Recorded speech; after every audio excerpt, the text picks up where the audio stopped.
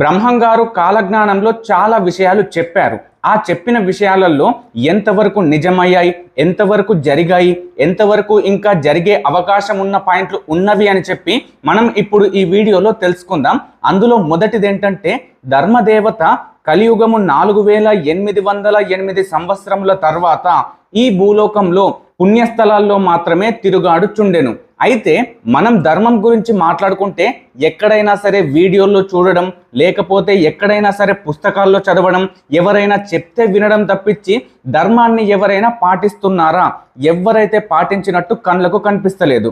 కేవలం ధర్మాన్ని పాటిస్తున్నారు అంటే దాని వెనుక ఏదో చాలా చెడు ఉద్దేశం ఉండబట్టికే చాలా మంది ఇప్పుడు ధర్మాన్ని పాటిస్తున్నారు.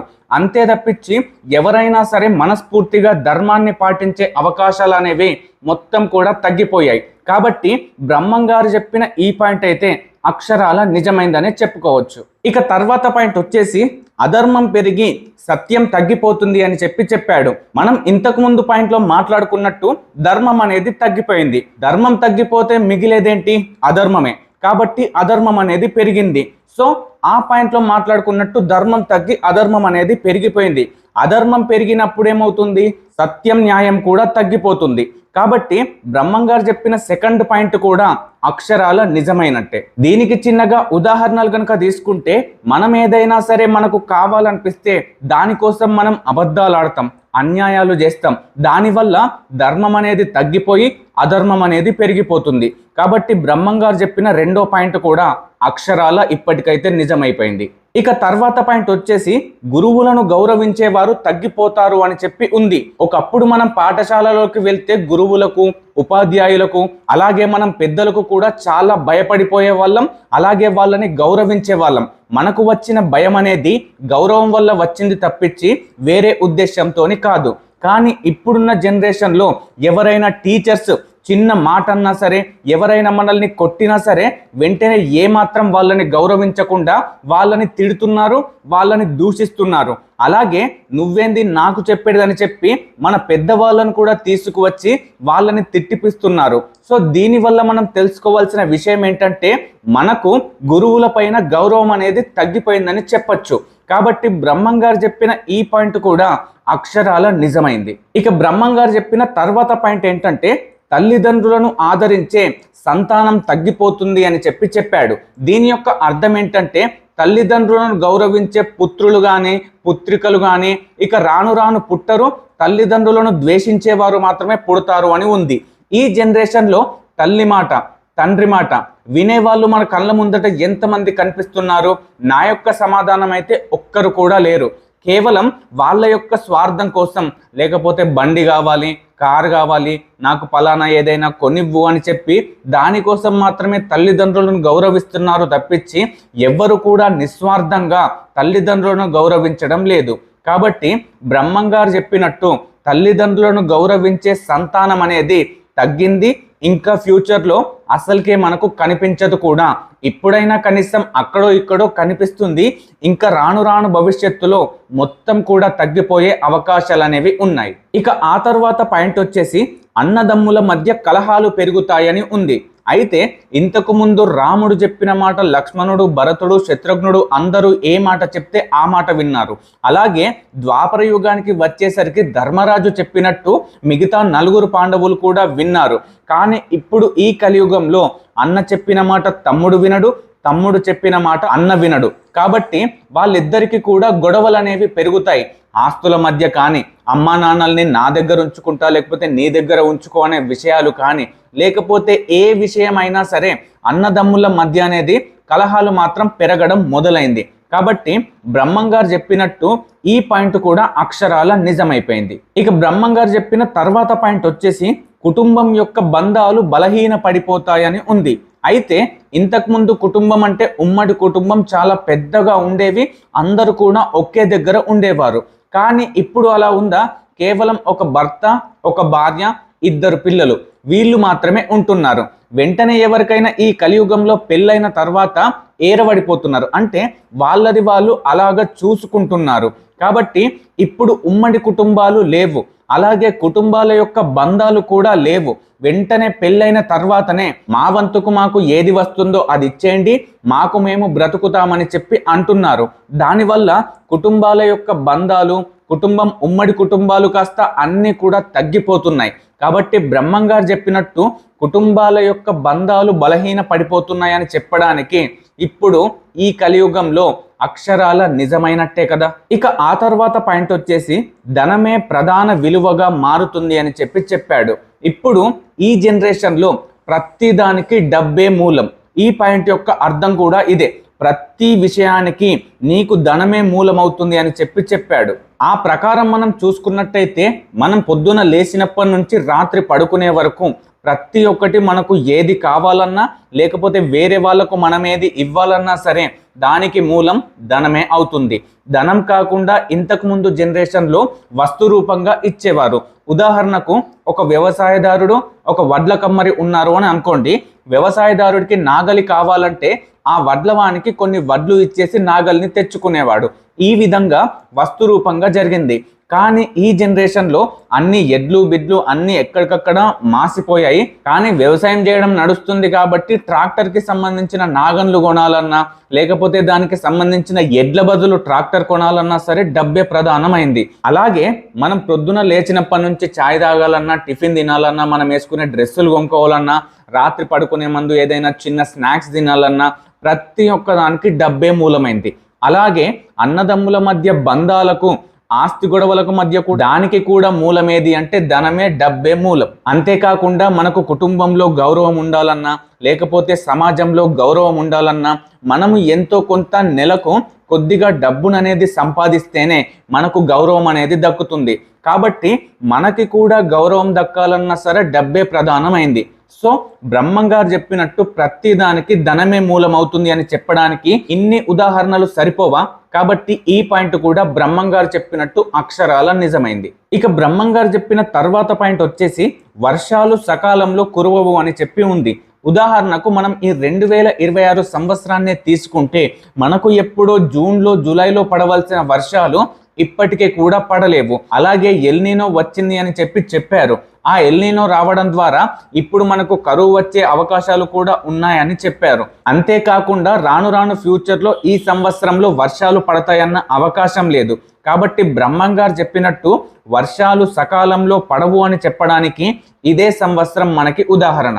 ఇక ఆ తర్వాత పాయింట్ ఏంటంటే వర్షాలు సకాలంలో కురవక ఒక చోట కరువు, మరో చోట అతివృష్టి ఉంటుంది.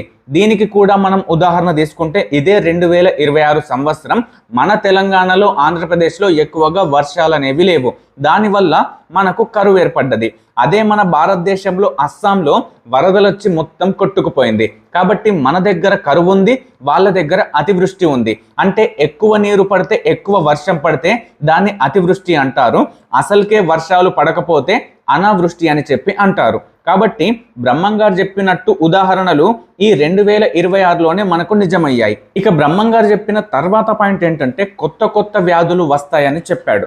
దానికి ఉదాహరణ తీసుకుంటే ఇప్పుడు ఒక్కసారి మీరు హాస్పిటల్లోకి వెళ్ళొస్తే మనకు నోరు తిరగని పేర్లు కూడా చాలా వచ్చాయి. అలాగే 2020 వరకు కూడా మనకు తెలియని కరోనా వ్యాధి అనేది వచ్చింది. ఇంకా రాను రాను భవిష్యత్తులో ఇంకా చాలా రకాలైన కొత్త వ్యాధులు వస్తాయి. దానివల్ల ప్రజల యొక్క ఆయుష్ అనేది తగ్గి తొందరగా మరణించే అవకాశాలు ఉన్నాయి. కాబట్టి బ్రహ్మంగారు చెప్పినట్టు ఈ కొత్త వ్యాధులు వస్తాయని చెప్పడానికి ఇది కూడా నిజమైపోయింది. ఇక ఆ తర్వాత పాయింట్ వచ్చేసి ఆహారంలో కల్తీ పెరుగుతుంది అని చెప్పి ఉంది. ఇప్పుడు మనం ఎక్కడ తిన్నా సరే మందులు, పెస్టిసైడ్ ఫుడ్స్ మాత్రమే మనం తింటున్నాం. ఉదాహరణకు పొద్దున టిఫిన్ చేస్తే ఆయిల్ కల్తీ, అలాగే తర్వాత ఎక్కడైనా హోటల్లో అన్నం తింటే అందులో కూడా స్పష్టమైన సహజమైన ఏవి కూడా పదార్థాలు మనకు దొరకడం లేదు, అందులో కూడా కల్తీ ఉంది. మనం ఉదాహరణకు ఇంటి దగ్గరనే వంట చేసుకోవాలన్నా సరే ఆ వంట నూనె వాడడానికి లేకపోతే వరి పండించడానికి, దానికి సంబంధించిన పప్పు, కూరగాయలు ఇవి కూడా పండించడానికి అన్నీ కూడా మనకు కల్తీ అయినవే దొరుకుతున్నాయి. ఏవి కూడా సహజమైనవి దొరకడం లేదు. కాబట్టి బ్రహ్మంగారు చెప్పినట్టు ఆహారంలో కల్తీ పెరుగుతుంది అని చెప్పడానికి ఉదాహరణలు చెప్పాల్సిన అవసరం లేదు, మన జీవితాలే ఉదాహరణ. ఇక ఆ తర్వాత పాయింట్ వచ్చేసి పాలకులలో అవినీతి పెరుగుతుంది అని చెప్పి ఉంది. ఇక్కడ పాలకులు అంటే రాజకీయ నాయకులు, వాళ్ళలో అవినీతి పెరగడం అంటే వాళ్ళు ఏదైనా మోసాలు చేయడం, ప్రజలకు అన్యాయాలు చేయడం ఈ రకంగా ఉంది. కాబట్టి ఇప్పుడున్న పాలకులు ఎవ్వరు ధర్మంగా ఉన్నారు చెప్పండి? ఎవరైనా సరే వాళ్ళ యొక్క స్వార్థం కోసం మాత్రమే చూసుకుంటున్నారు. ఎక్కడైనా సరే ఎక్కడైనా రోడ్ వేస్తే నాకేం మిగులుతుంది, ఎక్కడైనా సరే ఒక ప్రాజెక్టు కడితే నాకు ఎన్ని డబ్బులు వస్తాయి, నేను ప్రజలని ఏ విధంగా మోసం చేసి డబ్బులు సంపాదించవచ్చు అని చెప్పి ఇప్పుడున్న పాలకులు అంటే రాజకీయ నాయకులు ఆలోచిస్తున్నారు. ఎవ్వరు కూడా జనాల యొక్క మంచి కొరకు ఆలోచించడం లేదు. అలాగే వాళ్ళ యొక్క పదవిని కాపాడుకోవడం కోసం మాత్రమే పనిచేస్తున్నారు తప్పించి జనాలకు మంచి పని చెయ్యాలి అని చెప్పి ఎవ్వరు కూడా అనుకోవడం లేదు. కాబట్టి పాలకులలో అవినీతి పెరుగుతుంది అని చెప్పడంలో ఏమాత్రం అతిశయోక్తి లేదు. కాబట్టి బ్రహ్మం గారు చెప్పినట్టు ఈ పాయింట్ కూడా నిజమైంది. ఇక తర్వాత పాయింట్ వచ్చేసి న్యాయం కంటే ధనం ప్రభావం ఎక్కువగా అవుతుంది. దీనికి చిన్న ఉదాహరణ చెప్తా. మనం పోలీస్ స్టేషన్కి పోయినా, లేకపోతే ఎక్కడైనా గ్రామ పంచాయతీలకు పోయినా, లేకపోతే ఎక్కడైనా కోర్టులకు పోయినా, అక్కడ చిన్న చిన్న వాళ్ళు లేకపోతే చిన్న ఉద్యోగంలో ఉన్నవారు వారికి న్యాయం అందిద్దాము అనే కంటే నాకు ముందుగా ఏమిస్తావు దానికి తగ్గట్టు నేను నీకు పని చేస్తాను అని చెప్పి చెప్తున్నారు. కాబట్టి మనం ఎక్కడైనా సరే గవర్నమెంట్ ఆఫీసులలోకి వెళ్తే వాళ్ళ చేతిలో ఎంతో కొద్దిగా లంచం పెడితే తప్పించి మనకు పని అనేది అవ్వడం లేదు. దీని ప్రకారం మనం చూసుకున్నట్టయితే న్యాయం కంటే కూడా ధనం యొక్క ప్రభావమే ఎక్కువ అవుతుంది. అది ఇంకా రాను రాను భవిష్యత్తులో ఇంకా చాలా విపరీతంగా మారే అవకాశం ఉంది. కాబట్టి బ్రహ్మంగా చెప్పినట్టు ఈ పాయింట్ కూడా నిజమైంది. ఇక ఆ తర్వాత పాయింట్ వచ్చేసి మోసాలు దొంగతనాలు పెరుగుతాయని చెప్పాడు. మోసాలు, ప్రజలని మోసం చేస్తున్నారు రాజకీయ నాయకులు, అన్నదమ్ములను మోసం చేస్తున్నారు సొంత అన్నదమ్ములే, అలాగే స్నేహితులే మోసం చేసుకుంటున్నారు. అంతేకాకుండా వివాహమైన తర్వాత భార్యాభర్తలు కూడా మోసం చేసుకుంటున్నారు. ఈ రకంగా కూడా మోసాలు అనేవి విపరీతంగా పెరిగాయి. అలాగే దొంగతనాలు పెరుగుతాయని చెప్పాడు. దొంగతనాలు అయితే మనకు రోజుకొకటి పేపర్లు చిన్న వస్తున్నాయి. పెద్ద కుంభకోణాలు కూడా రాజకీయాల ద్వారా జరుగుతున్నాయి. అంతేకాకుండా మనకు తెలియని విషయాలు మన కళ్ళ ముందటనే ఇంకా చాలా దొంగతనాలు అనేవి జరుగుతున్నాయి. కాబట్టి బ్రహ్మం గారు చెప్పినట్టు మోసాలు దొంగతనాలు జరుగుతున్నాయని చెప్పడానికి ఎటువంటి ఉదాహరణలు అవసరం లేదు. అవన్నీ మన కళ్ళ ముందరే జరుగుతున్నాయి. కాబట్టి ఈ పాయింట్ కూడా అక్షరాల నిజమైంది. తర్వాత పాయింట్ వచ్చేసి ప్రకృతి వైపరీత్యాలు అధికం అవుతాయి అని చెప్పి ఉంది. ఇప్పుడున్న ఈ కలియుగంలో మన భారతదేశంలో చాలా రాష్ట్రాల్లో తుఫాన్లు వచ్చాయి, సునామీలు వచ్చాయి. మొన్న అస్సాం కొట్టుకుపోయింది, అంతకుముందు చాలా రాష్ట్రాలు కొట్టుకుపోయాయి. కాబట్టి ప్రకృతి యొక్క వైపరీత్యాలు అనేవి విపరీతంగా పెరుగుతున్నాయి. ఇంకా బ్రహ్మం గారు ఈ కాలజ్ఞానంలో రాను రాను ఇంకా పెరుగుతాయని చెప్పాడు. కాబట్టి బ్రహ్మం గారు చెప్పినట్టు ఈ పాయింట్ కూడా అక్షరాల నిజమైంది. ఇక ఆ తర్వాత పాయింట్ వచ్చేసి మనం ఇప్పటి వరకు మాట్లాడుకున్నట్టు భూకంపాలు తుఫాన్లు ఎక్కువగా సంభవిస్తాయని చెప్పాడు. ఇంతకుముందు నేను చెప్పిన కదా చాలా రాష్ట్రాల్లో సునామీలు వచ్చాయి, వరదలు వచ్చి కొట్టుకుపోయాయని. కాబట్టి ఈ 2026 సంవత్సరాన్ని ఉదాహరణ తీసుకుంటే ఇప్పుడు అస్సాంలో చాలా చోట్ల తుఫాన్లు వచ్చి చాలా ప్రజలు అలాగే వస్తువులు ఇల్లులు అన్నీ కూడా కొట్టుకుపోవడం అనేది జరిగింది. కాబట్టి బ్రహ్మం గారు చెప్పినట్టు భూకంపాలు తుఫాన్లు ఎక్కువగా సంభవిస్తాయని చెప్పడానికి ఉదాహరణ ఈ 2026లో అస్సామే మనకు ఒక మంచి ఉదాహరణ. ఇక ఆ తర్వాత పాయింట్ వచ్చేసి ప్రజలు స్వార్థపరులు అవుతారు అని చెప్పి ఉంది. అయితే ఇప్పుడున్న జనరేషన్లో ప్రతి ఒక్కరి దగ్గరికి వెళ్ళి ఏదైనా సహాయం కావాలి లేకపోతే ఏదైనా పని కావాలి అని అడిగితే వాళ్ళు నాకేం వస్తుంది అని చెప్పి స్వార్థంగా ఆలోచించిన వారే తప్ప ఎవ్వరు కూడా నిస్వార్థంగా సొంతంగా పనిచేసిన వారు లేరు. కాబట్టి బ్రహ్మం గారు చెప్పినట్టు ప్రజలంతా స్వార్థపరులు అవుతారు అంటే ఇక్కడ కేవలం సాధారణమైన ప్రజలు మాత్రమే కాదు, ఇందులోకి ప్రతి ఉద్యోగి, ప్రతి రాజకీయ నాయకుడు, ప్రతి గవర్నమెంట్లో పనిచేసేవారు, ప్రైవేట్లో పనిచేసేవారు, నువ్వు నేను అందరం కూడా ఇందులోకి వస్తాం. కాబట్టి మనం అందరం కూడా ఎవరైనా ఏదైనా చెప్తే అలాగే ఎవరినైనా స్వార్థంతో మోసం చేసే ఉద్దేశంతోనే ఉన్నాం తప్ప మనం ఎవ్వరికి కూడా నిస్వార్థంగా పనిచేసి ఒకరికి మంచి చేద్దామన్న ఉద్దేశంతో మనం అస్సలేము. కాబట్టి బ్రహ్మం గారు చెప్పినట్టు ప్రజలందరూ స్వార్థపరులు అవుతారని చెప్పడానికి ఎటువంటి ఉదాహరణలు అవసరం లేదు, నువ్వు నేను మాత్రమే ఉదాహరణ. ఇక ఆ తర్వాత పాయింట్ వచ్చేసి ధర్మం పేరుతో మోసాలు జరుగుతాయని ఉంది.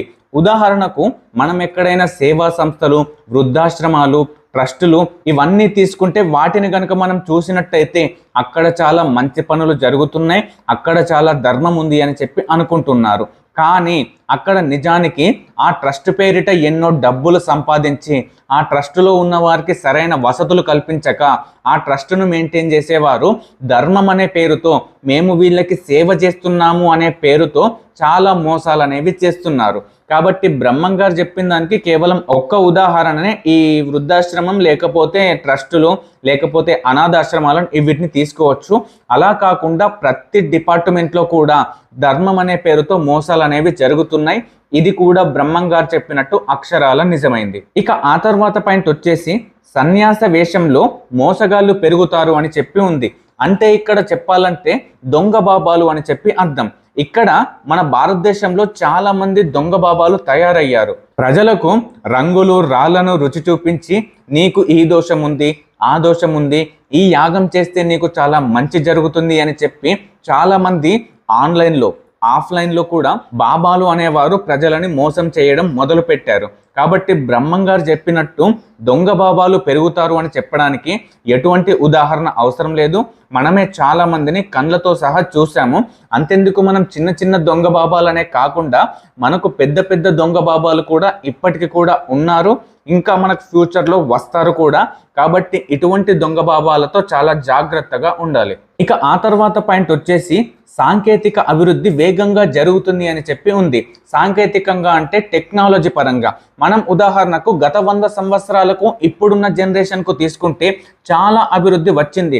ఉదాహరణకు 100 సంవత్సరాల కిందట కాలినడకన మాత్రమే నడిచేవారు, కానీ ఇప్పుడు మంచి రోడ్లు వేసుకొని ఆ తర్వాత సైకిల్, ఆ తర్వాత నుంచి స్కూటర్, ఆ తర్వాత నుంచి మోటార్ సైకిల్ అయిన బైకులు, ఆ తర్వాత కార్లు, ఆ తర్వాత ట్రైన్, ఆ తర్వాత హెలికాప్టర్ అనే పేరుతోని గత 100 సంవత్సరాలకు ఇప్పుడున్న 100 సంవత్సరాలకు చాలా అభివృద్ధి అనేది జరిగింది. ఇంకా రాను రాను టెక్నాలజీ అనేది పెరుగుతుంది, ఇంకా అభివృద్ధి అనేది విపరీతంగా పెరుగుతుంది. కానీ ఎంత అభివృద్ధి జరిగినా ధర్మంగా ఉండాలని మాత్రమే చెప్తుంది. కానీ ప్రజలందరూ కూడా అభివృద్ధి పెరిగిన కొద్దీ అధర్మాన్ని పెంచుతున్నారు, ధర్మాన్ని తగ్గిస్తున్నారు. అయితే బ్రహ్మం గారు చెప్పినట్టు సాంకేతిక అభివృద్ధి విపరీతంగా పెరిగింది అని చెప్పడానికి కేవలం జరిగిన ఈ 100 సంవత్సరాలనే మనం ఉదాహరణ తీసుకోవచ్చు. 100 సంవత్సరాలు పక్కన పెడితే గత 5 సంవత్సరాలలో కూడా మనం ఫోన్పే, టెక్నాలజీ, ఇన్స్టాగ్రామ్, యూట్యూబ్ అని చెప్పి మన యొక్క అభివృద్ధిని చూసుకున్నట్టయితే గత 10 సంవత్సరాల్లో ఎవరి దగ్గర సరిగ్గా ఫోన్ కూడా లేదు. కానీ ఇప్పుడైతే 10 సంవత్సరాల చిన్న బాలుడి దగ్గర కూడా ఫోన్ అనేది ఉంటుంది. అందులో కూడా అభివృద్ధి అనేది మనం చూసుకోవచ్చు. ఇక ఆ తర్వాత పాయింట్ వచ్చేసి ప్రపంచం చిన్నదైనట్లు అనిపించేలా రవాణా పెరుగుతుంది అని చెప్పారు. మనం హైదరాబాద్ కానీ, చెన్నై కానీ, బొంబాయి కానీ ఎక్కడికి వెళ్ళినా సరే ట్రాఫిక్ అనేది, రవాణా అనేది విపరీతంగా పెరిగిపోయింది. మనం ఏమనుకుంటాం, ఈ ప్రజలని చూస్తే అరే ఉన్న దేశంలో ప్రజలు, ఉన్న ప్రపంచంలోని ప్రజలందరూ కేవలం నా దగ్గరనే ఉన్నారా, ఇంత ట్రాఫిక్ పెరిగిపోయింది అని చెప్పి అనుకుంటాం. అంత తలపించే విధంగా ఆఖరికి పెద్ద పెద్ద పట్టణాలే కాకుండా చిన్న చిన్న పట్టణాల్లో కూడా ట్రాఫిక్ అనేది విపరీతంగా పెరిగిపోయింది. కేవలం బైకులు, కార్లు, బస్సులు, ఈ రోడ్డు రవాణా మాత్రమే కాకుండా ట్రైన్లలో కూడా పట్టనంత జనం విపరీతంగా తయారయ్యారు. దీన్ని బట్టి మనం చూసుకుంటే మనకందరికీ ఏమనిపిస్తుంది, ఈ ప్రపంచం అంతే ఇంత చిన్నదిగా అయిందా అని చెప్పి అనిపిస్తుంది. కాబట్టి ఈ రవాణా అనేది మనం చూసినట్టయితే బ్రహ్మం గారు చెప్పినట్టు ఈ పాయింట్ కూడా అక్షరాల నిజమైపోయింది. ఇక ఆ తర్వాత పాయింట్ వచ్చేసి యుద్ధ భయాలు పెరుగుతాయని చెప్పి ఉంది.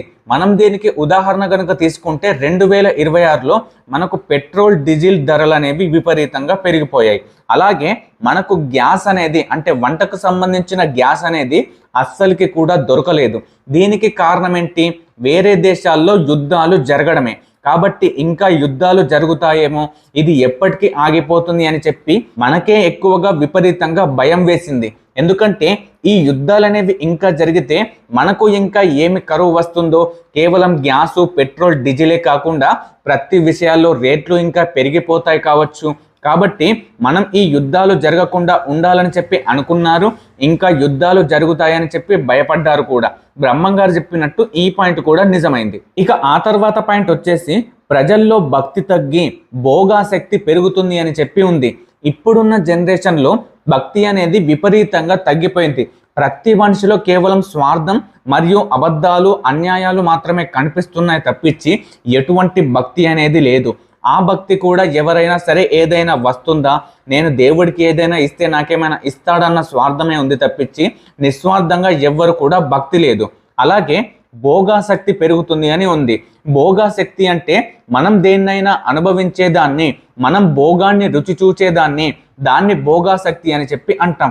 ఉదాహరణకు మనం మంచి ఫుడ్, ఆల్కహాలు, మందు, అలాగే ఎవరితో అయినా శృంగారం చేయడం, ఇవన్నీ కూడా భోగాసక్తికి సంబంధించి మాత్రమే ఉంటుంది. కాబట్టి బ్రహ్మం గారు చెప్పినట్టు భోగాసక్తి పెరగడంలో నువ్వు నేను మాత్రమే ఉదాహరణ, అలాగే ఈ సమాజం మొత్తం కూడా ఉదాహరణ. కాబట్టి బ్రహ్మం గారు చెప్పినట్టు ఈ పాయింట్ కూడా నిజమైంది. ఇక ఆ తర్వాత పాయింట్ వచ్చేసి కలియుగాంతంలో తీవ్రమైన మార్పులు సంభవిస్తాయని చెప్పాడు. ఇప్పుడు కలియుగం స్టార్ట్ అయ్యి ఒక 5000 సంవత్సరాలు అవుతుంది. ఇంకా చాలా సంవత్సరాలు కలియుగం ఉంది. కానీ ఇప్పుడే విపరీతమైన తుఫానులు, అలాగే విపరీతమైన సాంకేతిక అభివృద్ధి, అలాగే ప్రజల్లో అన్యాయాలు, అధర్మాలు పెరిగిపోవడం, ఇంకా రకరకాలైన విపరీతమైన మార్పులు వస్తున్నాయి. ఇప్పుడే ఇన్నున్నాయంటే ఈ కలియుగం అయిపోయేటప్పుడు ఇంకెన్ని విపరీతమైన మార్పులు వస్తాయో మనం ఎవ్వరు కూడా ఊహించలేనటువంటివి వస్తాయి. కాబట్టి బ్రహ్మం గారు చెప్పినట్టు కలియుగం అంతంలోనే కాకుండా అవి ఇప్పుడే మనకు నిజమైనట్టు కనిపిస్తున్నాయి. ఇక తర్వాత పాయింట్ వచ్చేసి చివరికి ధర్మస్థాపన కోసం వీరభోగ వసంతరాయలుగా నేను అవతరిస్తానని కాలజ్ఞానంలో బ్రహ్మం గారు పేర్కొంటారు. అయితే బ్రహ్మం గారు ఇంత అధర్మం పెరిగిపోయినా సరే చివరికి నేను వచ్చి అధర్మాన్ని తీసేసి ధర్మాన్ని స్థాపిస్తాను అని చెప్పాడు. కాబట్టి బ్రహ్మం గారు చెప్పినట్టు ఇప్పుడు అధర్మం పెరిగిపోయింది. ఇంకా రాను రాను అధర్మం పెరిగే కొద్దీ వీరభోగ వసంతరాయలుగా అతను అవతారం ఎత్తి చివరికి మళ్ళీ ధర్మస్థాపన చేస్తాడు అని ఉంది. కాబట్టి బ్రహ్మం గారు చెప్పిన కాలజ్ఞానంలో కొన్ని విషయాలు మనం నిజమయ్యాయా కావా అని చెప్పి తెలుసుకున్నాం. దాదాపుగా ఇప్పుడు చెప్పిన విషయాలు అయితే అన్ని నిజమయ్యాయి.